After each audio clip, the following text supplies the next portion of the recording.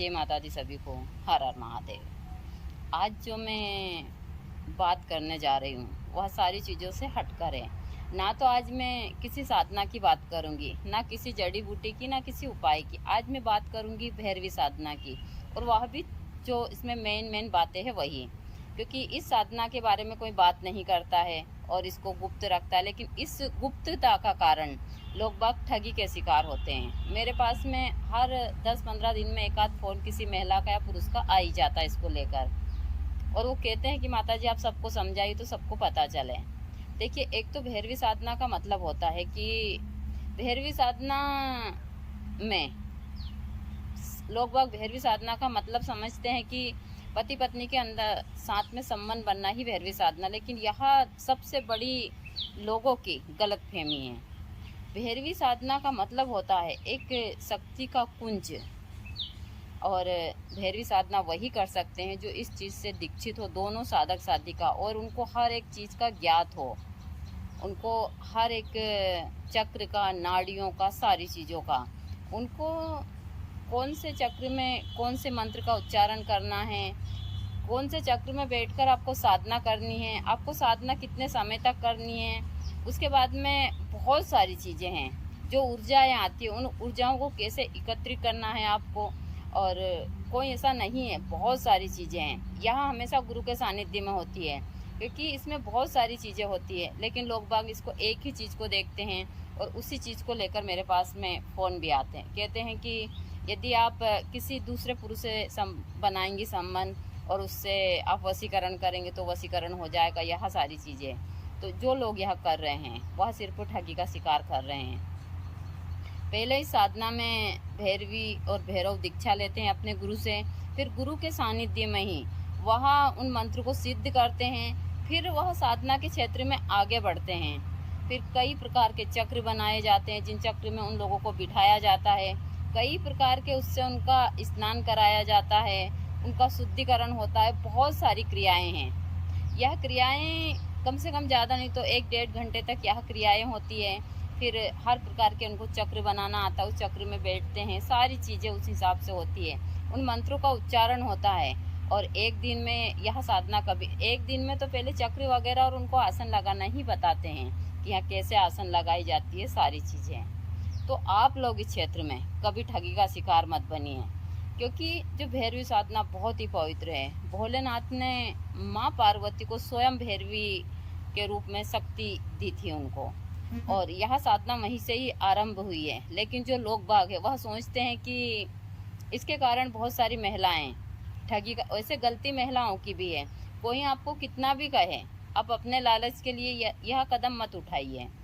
यदि आपका पति कहीं जा रहा है या आपकी पत्नी कहीं जा रही है, यदि वह उससे सच्चा प्यार करती है, पहले तो आपको समझाइए। नहीं समझती है तो उसको जाने दीजिए, उसके हाल पर छोड़िए। एक दिन वह पछता कर वापस आपके पास आएगी, और नहीं भी आएगी तो आप ऐसे ही सूखिए। रोज रोज के कले से तो अच्छा है, लेकिन उसके लिए आप यह सारी चीज़ें कर कर अपने जीवन को नर्क मत बनाइए।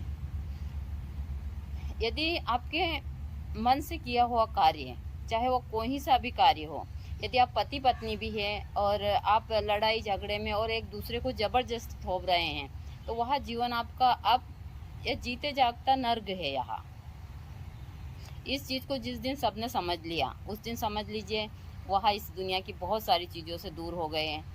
मैं हमेशा बोलती हूँ कि मैं एक भैरवी की साधक हूँ, लेकिन भैरवी साधना इतनी पवित्र है, इसमें यहाँ जो भी लोग बाग मांस, मदिरा, मिथुन के बारे में बताते हैं, यह क्रिया तो बहुत बात की बात है, और वह एक साधक और साधिका के ऊपर निर्धारित होती है। लेकिन उनके अंदर इतनी क्षमता होनी चाहिए कि वह इस प्रकार से भी वहाँ पर, चाहे आपके सामने हजारों पुरुष, एक महिला बैठे और हजारों पुरुष बैठे हो, तो एक जो भैरवी होती है वह उनको अपनी संतान के ही रूप में देखती है, ना कि वो उग्र होकर उनसे सारी क्रियाएं करने के उसमें होती है। क्योंकि मैं नहीं बताऊंगी ये चीज़ें तो लोग बाग और ठगी के शिकार होंगे।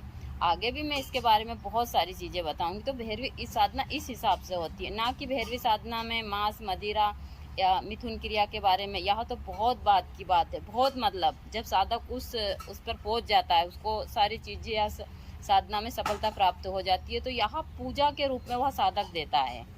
जिस प्रकार हम हवन में आहुति डालते हैं, वो आहुति के तोड़ के ऊपर जब दी जाती है, ना कि यह सारी चीज़ें। तो इसके ऊपर जो लोग भी ठगी कर रहे हैं और जो महिलाएं भी इसमें ठगी का शिकार बन रही है कि आप वशीकरण कर कर या क्रिया कर कर आप वशीकरण कर सकती है या किसी को बुला सकती है, तो ऐसा कार्य कभी गलती से मत कीजिएगा। यहाँ मेरा वीडियो सभी महिलाओं तक जरूर पहुँचाइए, क्योंकि मेरे पास हमेशा लड़कियों के सबके फ़ोन आते हैं और गलती सामने वाली महिला की होती है। भाई हम लालच में ऐसा नहीं कर सकते। कुछ चीज़ें होती है जो उस समय के ऊपर कंट्रोल में नहीं होती। भाई हम सादा के हमारे कंट्रोल में हर एक चीज़ है, लेकिन आम इंसान के कंट्रोल में चीज़ें नहीं होती है, तो वह लोग यह कदम उठा लेते हैं। तो इसलिए इस साधना के ऊपर जो ठगी करते हैं वह नर्क का द्वार तो खोल ही रहे हैं अपने लिए, तो लेकिन वह इस साधना को भी बदनाम कर रहे हैं। मैं हमेशा चीज़ें बोलती हूँ, तो आगे भी आप लोगों को मैं साधना की जानकारी दूंगी और सही तरीके से दूंगी, लेकिन अभी पूरा समय नहीं है। लेकिन फिर भी हाँ, यह मैंने इसलिए दी कि बहुत सारी महिलाएं इसमें ठगी का शिकार हो रही है। कोई गलत टिप्पणी ना करें, क्योंकि मुझे टिप्पणी बिल्कुल पसंद नहीं है। आप अच्छी टिप्पणी कीजिए, जय माता दी लिखिए, हर हर महादेव लिखिए, आप कुछ प्रश्न करने हो तो कीजिए। आप एक तो फालतू का, हमारे यहाँ एक तो फालतू का ज्ञान बांटने वाले लोग बहुत हैं, तो आप वह ज्ञान अपने ही पास रखिए। और आप इतना ही है तो फिर अपना ज्ञान पूरी उस तरीके से दीजिए। जो मेरे पास में चीज़ें हैं मैं ईमानदारी से सबको देती हूँ और सही तरीके से देती हूँ। इसमें बहुत सारे लोगों को जलन होगी, क्योंकि तंत्र के क्षेत्र में 50% लोग यह कार्य कर रहे हैं, उनको अब बात बड़ी बुरी लगेगी। तो यह एकदम गलत है, वह लोग समझते ही नहीं साथ। क्योंकि मेरे पास भी फ़ोन आते हैं कि हम कहीं गए थे, वह तो जो भैरवियाँ हैं वो पहले सबसे पहले मांस मदिरा यही मंगाती है और सारी चीज़ें। कुछ वह भैरवी नहीं होती है, वहाँ मैं साफ साफ बोल देती हूँ उन महिलाओं को। मैं महिलाओं का वो करती हूँ, लेकिन वो भैरवी के रूप में एक चंडालनी है, जिनको खाना पीना भोग सारी चीज़ें चाहिए, जिनको हम कह सकते हैं राक्षस प्रकृति की महिलाएं या राक्षस प्रकृति के पुरुष। वो साधक कभी नहीं हो सकते। तो आप